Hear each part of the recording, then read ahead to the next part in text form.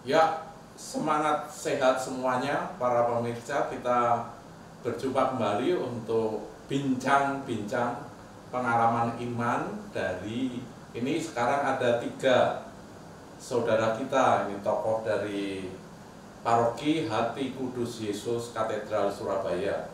Di saat peringatan 100 tahun ya, kita mengucap syukur atas Gereja Hati Kudus Yesus Surabaya ini. Kita akan mendengarkan pengalaman perjalanan iman mereka. Yang pertama itu dikenal dengan Pak Agus Yani ya. Beliau ya, usianya 95 tahun. Kemudian Pak Edi Haryanto juga tentu saja banyak juga orang yang mengenal, yang menjadi katekis, menjadi pengajar ya. Ini usianya Pak Edi Haryanto ini 85 tahun ya Pak Edi? 82. Oh, 82 tahun. Lalu Ibu ini kekasannya panggilannya Ibu Parto ya, karena suaminya Suparto. Tapi Ibu itu namanya Ibu Maria Cut Diana Fatma Zoraida. Jadi, dan Ibu Parto ini berusia 79 tahun ya, dan sudah lama menjadi koordinator liturgi khususnya paduan suara ya. Nanti kita akan mendengarkan. Dan dari Pak Agus Yani pun juga ternyata ada pengalaman soal paduan suara ya. Pak Yani itu juga seorang pendidik ya, dulunya guru loh yang kemudian juga Pak Edi ini ya juga guru. Nah, kita akan mendengarkan cerita-cerita yang asyik tentu saja bagaimana pengalaman mereka. Baik, yang pertama nanti semuanya ya untuk bisa memperkenalkan diri secara singkat ya, secara singkat bagaimana Bapak Ibu itu bisa ada perjumpaan ya dengan Gereja Hati Kudus Yesus. Mulai Pak Yani dulu, monggo Pak Yani. Saya dahulu ketika di SD atau zaman Belanda dulu namanya HIS, saya sekolah di RKHS, Rooms Catholic Hollands Inland School. Di situ saya mulai kenal dengan Injil, dengan pelajaran Katolik, karena ini merupakan frater school ya, jadi kepalanya seorang frater. Kemudian karena keluarga saya itu semua mempunyai kepercayaan kejawen, saya juga, jadi saya pada waktu itu ya sudah tidak ya saya terima pelajaran itu ya sudah selesai begitu saja.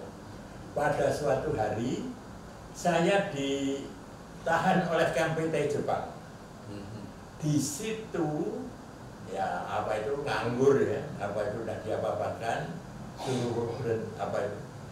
Di situ saya satu ruangan dengan seorang seorang predikan daripada gereja Protestan. Dia yang mengajar saya. Saya keluar dari KMPT ini, lalu saya tertarik untuk memperdalam itu.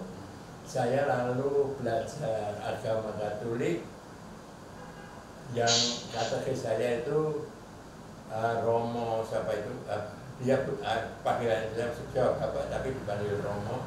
Itu ayahnya salah seorang pastor CM. Terus kenalnya Gereja Hati Kudus Yesus? Oh, itu saya pada waktu itu bertempat tinggal di Jalan Kencana. Nah, itu Paroki Hati Kudus Yesus yang paling timur. Karena sesudah itu ada rel itu batasnya. Rumah saya dekat dengan rel itu. Dari perbatasan rel ini ya, yang sekarang ngagel ya. Di situ. Terima kasih Pak Agus Yani. Kemudian Pak Edi Haryanto bagaimana ini? Jadi secara pribadi sampai bertemu, artinya mengenal Gereja Hati Kudus Yesus Surabaya. Monggo Pak. Beda dengan Pak Agus Yani, saya masuk Surabaya baru tahun 1960-an. Waktu itu saya ditugaskan sebagai kepala sekolah dasar di Kejambon, sebelah Keputaran Kejambon. Ya. Sebelahnya itu ada sekolah dasar di Keputaran Pasar Kecil. Nah, disitulah saya mengajar. Ya. Tempat tinggal kos saya itu di situ juga, dekat dengan gereja Hati Kudus Yesus. Nah, setiap pagi saya ini mendengar lonceng, jelas saya dengar bangun pagi dengar lonceng. Kebetulan satu kos itu ada teman dari GKJW. Lalu kok tertarik rasanya. Waktu Natal saya lewat di depan gereja. Saya melihat dari depan pintu gereja, tapi di luar pagar, cuma melihat dari jauh saja. Bagaimana caranya itu gereja ibadat. Begitulah, saya banyak diceritain, belum baca kitab suci, akhirnya saya mencari dan ketemu dengan seorang Romo di Keuskupan, namanya Romo Hevelman. Oh, Romo Hevelman, iya. Romo Hevelman yang retret pribadi di Keuskupan. Lalu gabung di katedral. Pertama saya belajar pribadi di Keuskupan, setelah hari gabung di katedral, diajar oleh Romo Kumoro Wijoyo. Baik, jadi Romo-Romo yang mengajar ya Pak? Ya, akhirnya kira-kira tahun 1964 saya dibaptis. Itulah kenangan yang paling indah dalam hidup saya. Jadi belajar di situ, ada kenalan, kemudian menikah, diberkati di situ. Ya. Baik, terima kasih Pak Edi Haryanto. Sekarang Ibu, bagaimana Bu? Pak Parto dengan saya sebelumnya bekerja di satu kantor perkebunan. Kalau Pak Agus Yani gula, Pak Parto itu di aneka tanaman. Sama-sama karyawan. Saya karyawati, Pak Parto karyawan. Nah, setelah beberapa tahun ketemu, ya akhirnya kami memutuskan untuk menikah. Tapi saya minta kalau menikah di gereja, karena memang saya asal dari paroki Kepanjen. Di waktu masa mudika saya, itu zamannya Romo Anton Tanalipi, saya sudah aktif di sana. Baik. Lalu sudah aktif ya? Sudah aktif sejak SD, SMP. Nah, itu orang-orang rasanya kecewa saya menikah dengan orang yang bukan Katolik. Baik. Nah, waktu mau menikah saya ke Romo Rats saya mau menikah dengan Pak Parto ini. Tapi saya akhirnya minta saksi-saksi Romo Rats bahwa belum pernah menikah, Pak Parto dan sebagainya. Nah, sudah itu Romo Rats mengatakan ya sudah, kalau gitu nanti akan terjadi perkawinan campuran. Nah, ya, pada zaman itu perkawinan campuran ya. Nah, tapi saya minta ke Romo Rats, Romo, pada waktu saya menikah nanti jangan diumumkan di gereja sebelum saya menikah. Nanti kalau saya sudah keluar dari paroki sini itu bisa diumumkan. Terus Romo Rats ya setuju. Tapi Romo Rats sudah memberi apa-apa ke teman-teman, ke warga sana. PC untuk kalian dan PF untuk Nana. Iya, jadi diterima. Akhirnya kami menikah secara campuran, tapi toh dibantulah menyanyi lagu-lagu oleh ibu-ibu CLC, soalnya saya juga aktif di CLC. Itu CLC itu Christian Life Community. Iya, berarti Crawford mungkin kenal Pak Crawford. Artinya Ibu sudah sejak kecil memang sudah sangat kenal dengan gereja Hati Kudus Yesus? Oh bukan, di Kepanjen. Oh itu di Kepanjen. Oh baik. Lalu kemudian sampai setelah itu kami menikah dari Kepanjen, saya pindah ke paroki ke Jalan Melati, yaitu paroki Kristus Raja. Nah di situ saya tiap hari Minggu ya ke gereja sendiri, soalnya Pak Partan tidak mau ke gereja. Nah setelah kami pindah ke Jalan Nias, karena rumah Nias sedang dibangun waktu itu, pindah ke Jalan Nias. Di situ kebetulan di satu wilayah ketemu sahabatnya satu kantor dari Pak Parto, yaitu Pak Alusius Soeharto, yang kebetulan aktivis gereja. Jadi dia merasa nyaman juga, ada teman. Jadi waktu doa-doa keluarga, waktu pemberkatan rumah, ikut. Dan akhirnya ya kenal dengan Romo Tibio. Nah, tertariklah dengan agama Katolik, masuk agama Katolik di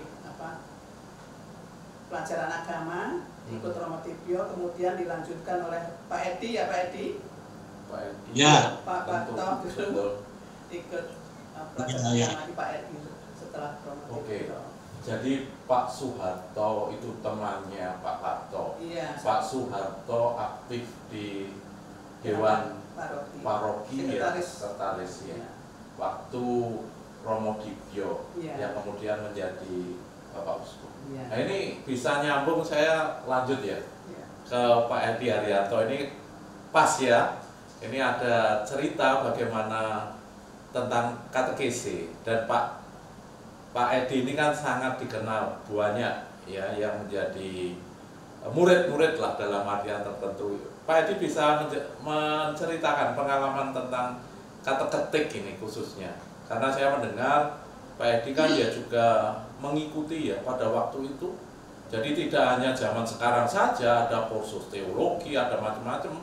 Ternyata pada saat-saat itu kan ada. Bisa ceritakan Pak Edi?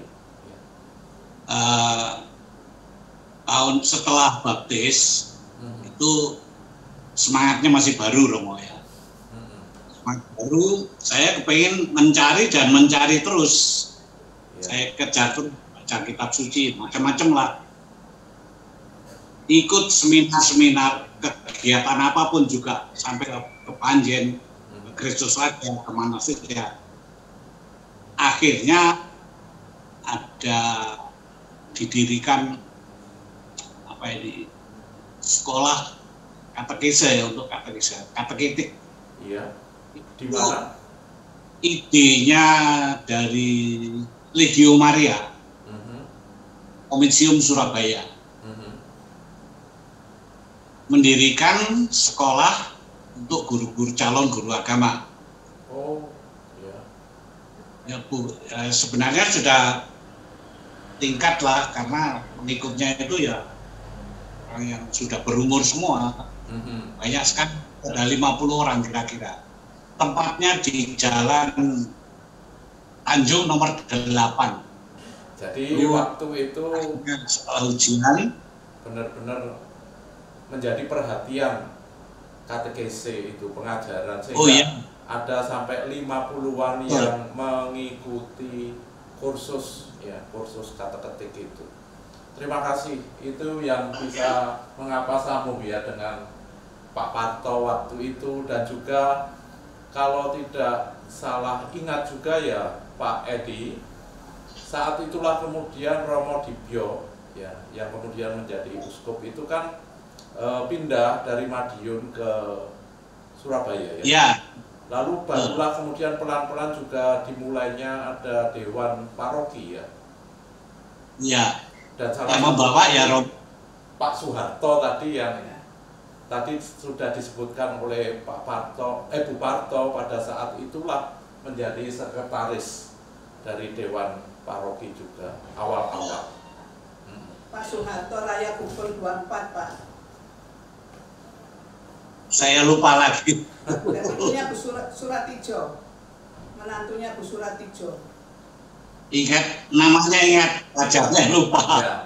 Ya, baik. Ini salah satu kegiatan ya dan juga apa yang menjadi fokus Gereja Hati Kudus Yesus pada saat itu untuk suatu pengajaran, kemudian mempersiapkan ya tadi disampaikan Pak Edi Haryanto dengan mereka-mereka orang-orang yang sudah ya cukup matang, kemudian ada kursus ya dan sangat formal ya tadi, sangat banyak juga mata kuliahnya, seminggu 5 kali, jam 5 sore sampai jam 9 selama 20 bulan, dan setelah itu juga masih ada yang dikatakan tadi kemudian seminar-seminar untuk memperdalam betapa Gereja Hati Kudus Yesus Surabaya saat 50 tahun yang lalu juga sungguh sudah memperhatikan sesuatu yang penting bagi pengembangan iman. Baik, kita mendengarkan untuk pengalaman yang lainnya ini.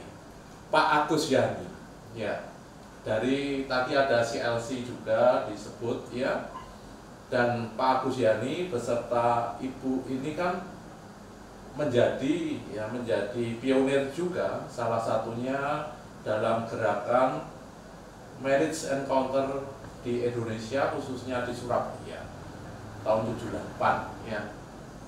Tahun 78 79. Situasi ketika sudah ada perkenalan dengan Gereja Hati Kudus Yesus Surabaya, lalu bagaimana komunitas-komunitas umat beriman Pak saat itu, dan mengapa kemudian juga Pak Yani juga aktif di salah satu kegiatan komunitas itu? Di luar ME dulu. Ya, di luar ME dulu apa?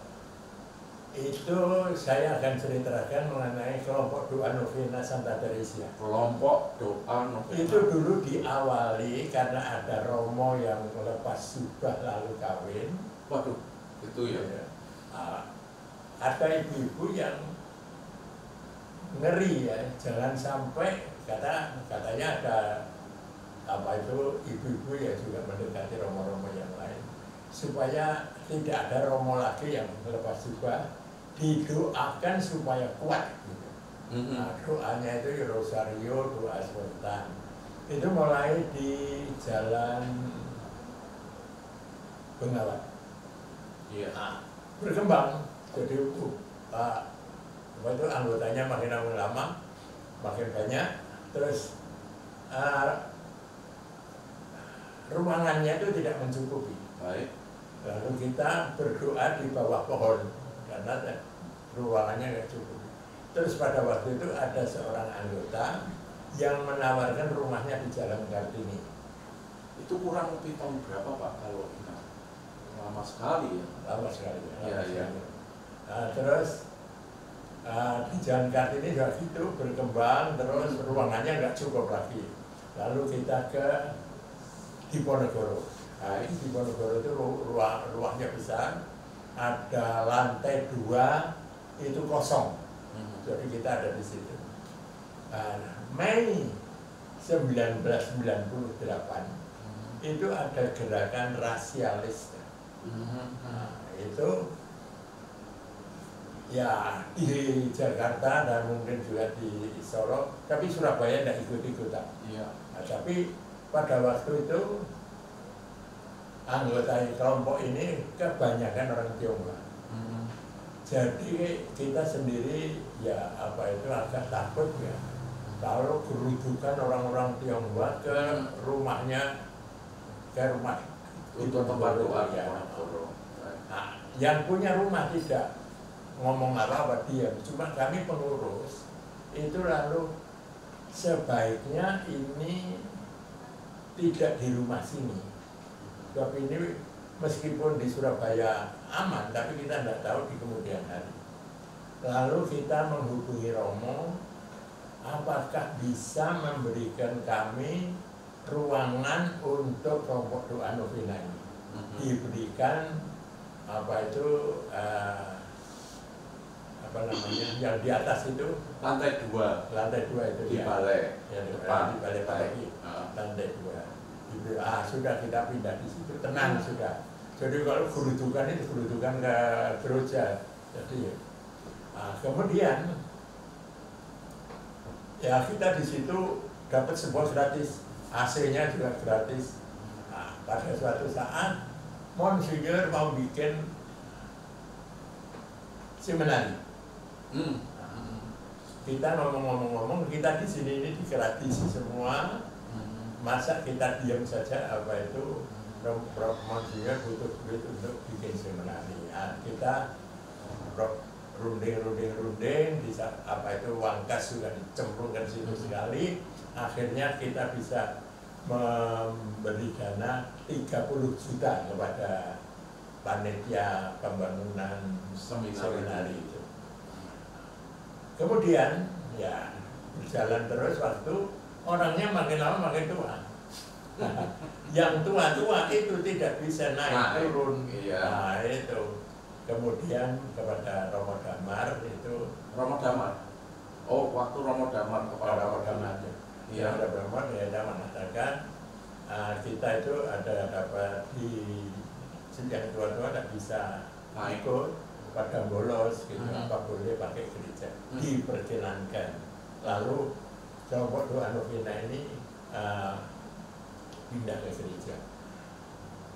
Baik Pak Agus Yani, jadi ini pengalaman iman yang berkesan ini tentang kelompok doa yang muncul dari keprihatinan karena ada Romo yang keluar. Iya. Lalu kemudian dipilihlah nama kelompok doanya itu novena. Tadinya belum ada nama. Romo Reksa Subroto memberi apa itu? Waktu Romo Reksa Subroto ya. Reksa Subroto itu memberikan apa itu santo pelindung, yaitu Teresia dari kanak-kanak Yesus atau Teresia dari Yesus. Itu dari Romo Reksa itu. 10 tahun yang lalu saya masih ingat selalu hari Rabu ya. Rabu ya. Rabu pagi jam 10. Ya. Karena saya kadang diminta bisa, kadang tidak ya. Dan naik turun itu memang. Ya. Baik itu pengalamannya Pak Agus Yani yang paling berkesan. Kemudian berikutnya, wah ini Buparto ini, Pak Edi.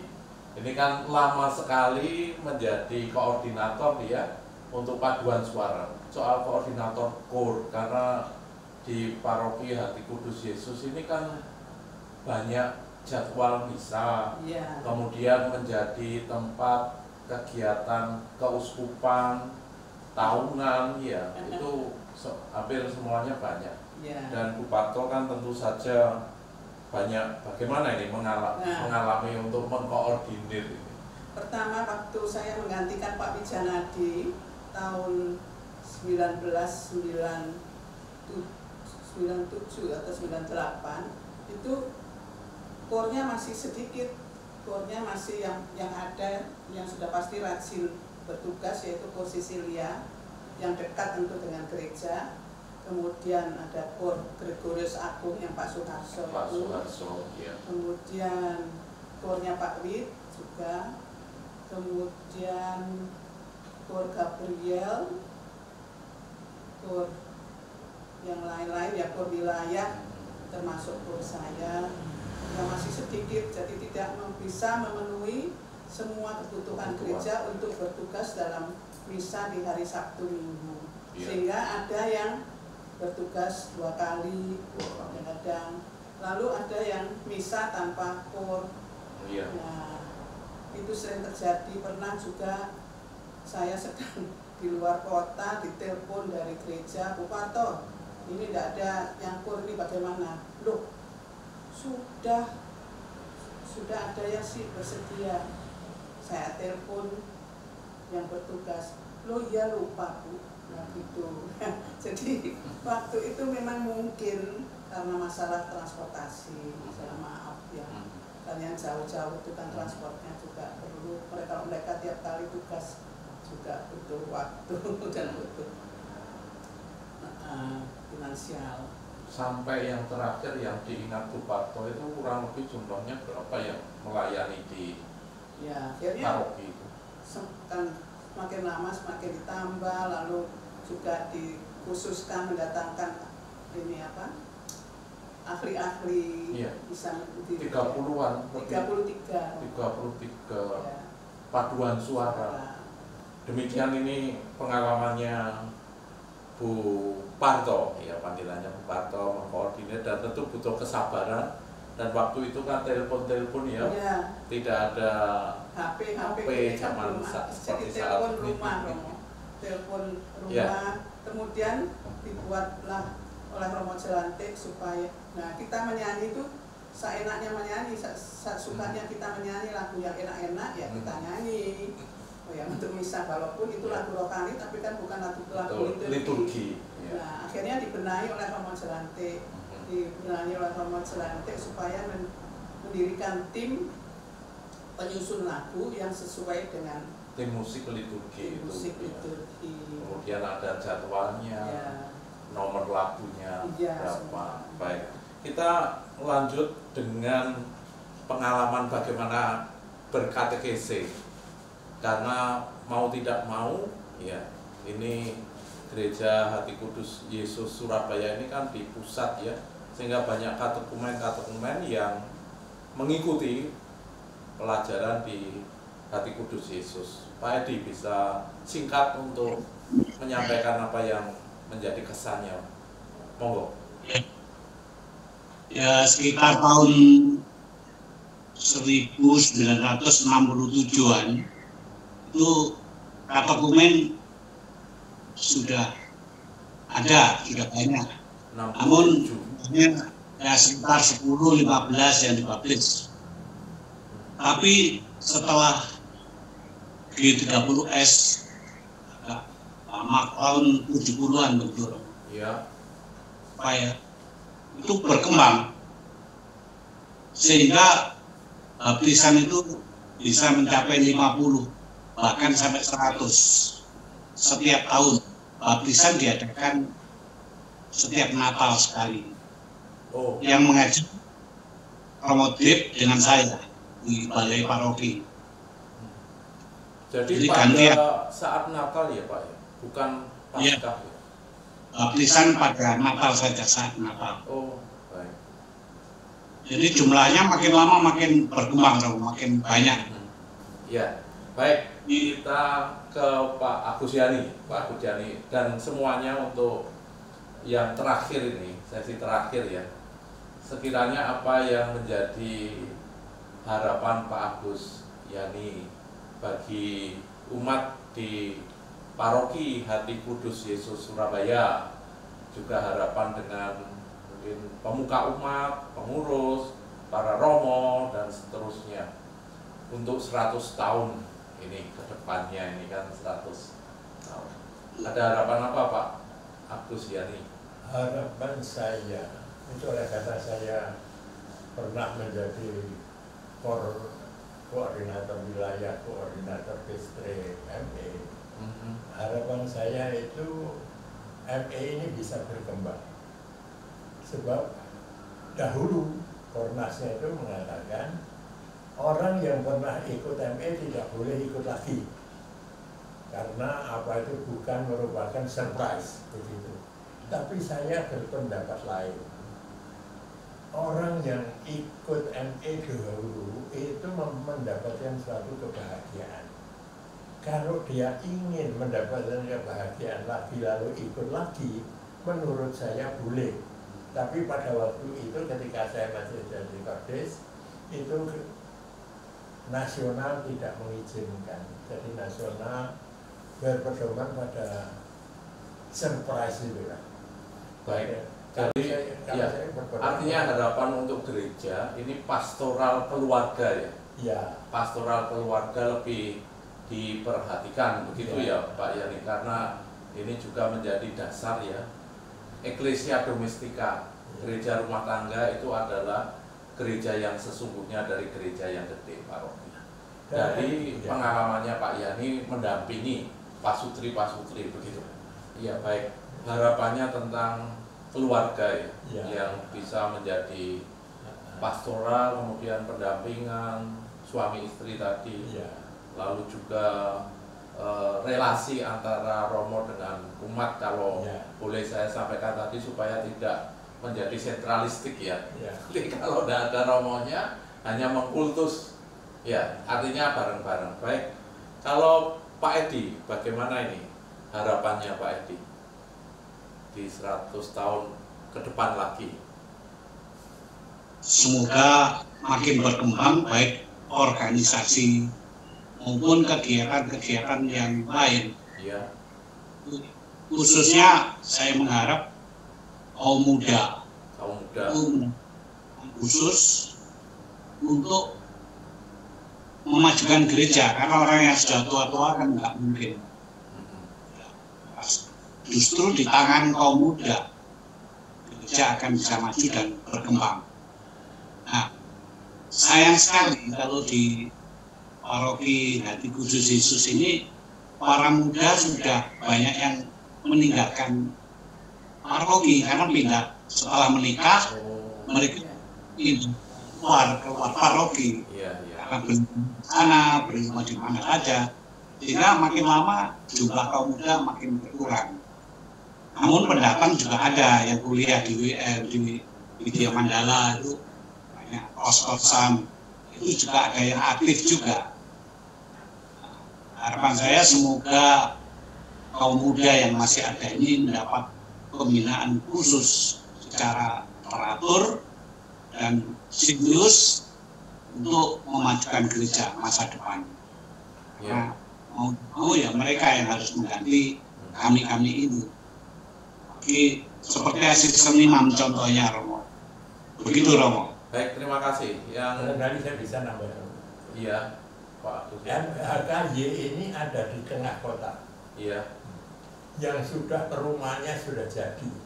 Nah, perkembangannya itu ke pinggir. Jadi dengan sendirinya orang-orang yang pindah ke pinggir-pinggir itu membawa anak-anaknya juga. Nah, ini yang menyebabkan saya kira beratnya HKJ itu dalam kepemudaan itu penerusan.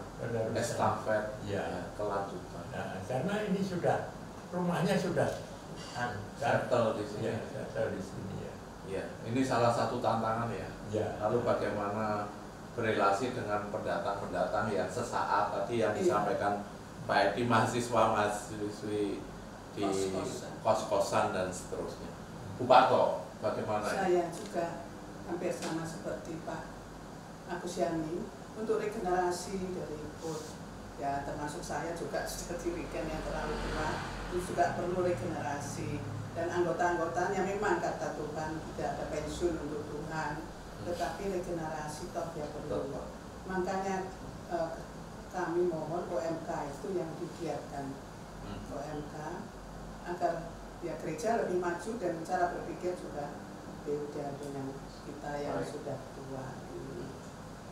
Terima kasih ya. Jadi ini harapan-harapan dari Pak Agusyani, Pak Edi Haryanto, Ibu, saya panggilnya Ibu Parto ya, Ibu Maria, ini atas syukur ya berkat Tuhan yang 100 tahun boleh dirasakan bersama-sama, dan semoga menjadi berkat bagi banyak orang paroki Hati Kudus Yesus Surabaya. Untuk itu mari kita bersama-sama menyampaikan ya ucapan selamat ya kepada paroki kita bersama-sama. Selamat ulang tahun ke-100 Gereja Hati Kudus Yesus Surabaya.